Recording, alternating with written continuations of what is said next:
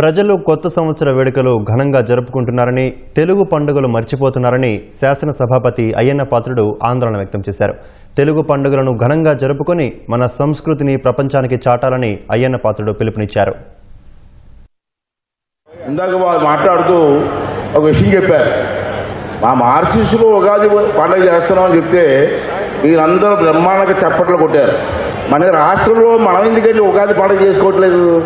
ఎవరో పండుగ చేస్తే మనం మెచ్చుకుంటున్నాం, మన పండుగ చేయట్లేదు. శ్రీరామనవమి మర్చిపోయాం, ఉగాది మర్చిపోయాం, సంక్రాంతి మర్చిపోతున్నాం.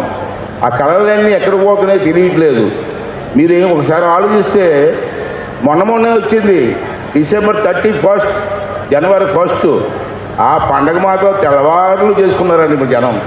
మన తెలుగు పండుగలు మర్చిపోయారు, కానీ ఆ పండగ మాత్రం బ్రహ్మాండంగా చేసుకున్నారు. రాత్రి నుంచి తెల్లవారు వరకు చేసుకున్నారు. అయ్యా, నేను కోరేది ఒకటే, ఇంత శ్రమపడి తెలుగు కోసం, తెలుగు జనం కోసం ఇంతమంది శ్రమిస్తూ ఉంటే కనీసం మన సాంప్రదాయ పండుగలు కూడా మనం చేసుకోకపోతే అది ఎంతవరకు న్యాయమో ఆలోచించండి.